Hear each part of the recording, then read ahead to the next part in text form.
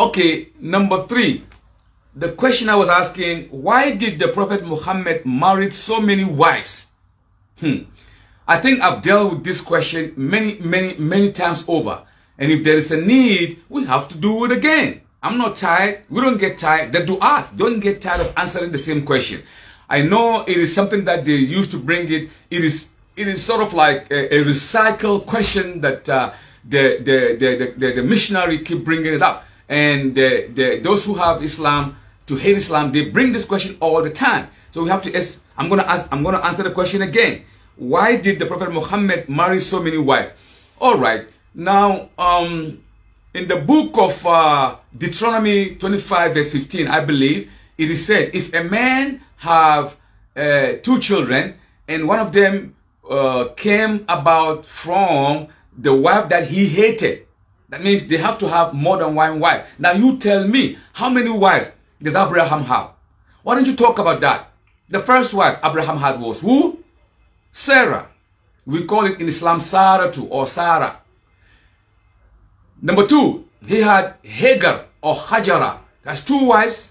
Number 3, he had Keturah, whom he had 11 children with her. With Sarah, 1. With Ishmael, 1. With Keturah, he had 11 children. Why don't you talk about that? And Abraham is supposed to be the friend of God Almighty. And God never said, Abraham, why did you do that? Not a single one. He didn't say that. And we know that David had 7 wives in the book. 7 wives. Nobody talk about that. You don't even mention about that. Isaac had 4 wives. Some say 5. Nobody mentioned about that. Nobody mentioned about that. Jacob had multiple wives. Nobody mentioned about that.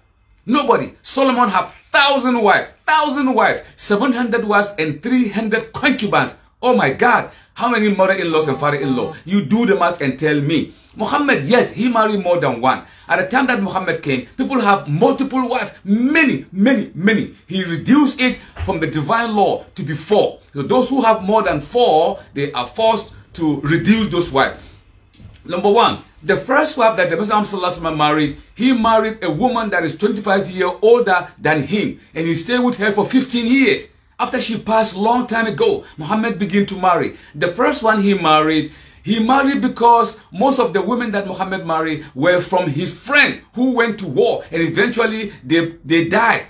And so instead of the women to become liability in the community, Muhammad married them in a humane gesture, out of mercy. And most of them have multiple children. He brought them in and he took care of them. Allahu Akbar. That is a merciful kind of marriage. Muhammad gave his children to his companions and they married them, the women. And they gave him his what? Their daughters too. And Muhammad married them. Muhammad married from the Jew, from the Christian, from the Muslim, and from the pagans to establish peace and harmony and coexistence. Because Allah said, وَمَا أَرْسَلْنَاكَ إِلَّا رَحْمَةً لِلْعَالَمِينَ. We sent thee, Muhammad, not but as a mercy for the whole of mankind. He did not come to fight. He came to establish peace. So if he married a Jew, and if the Jewish community are thinking to destroy Islam or to come and wage a war, they will be thinking, we have our daughter with him. You know what? No fighting. If the Christian want to fight him, our daughter. So that's how Muhammad did.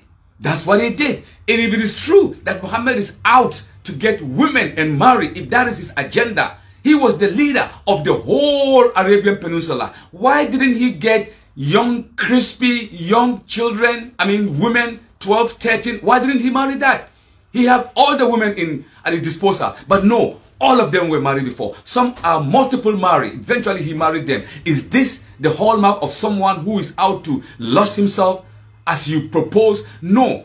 He was only doing that to establish peace out of mercy. Muhammad, he even encouraged us to marry women 1, 2, 3, 4. Because here in America, for example, if all men should get married, there will be more than 7 million women with no husband. Who is going to marry them? That is why they're becoming lesbians and gay, because there's no one to marry them. And if all men should marry, today the men are becoming gay, shying away from marriage. How are you going to explain this anomaly? So the marriage of Muhammad ﷺ is so beautiful. It is consistent with rahmah and mercy, not for lust and things that you are thinking. Hope that answers your question.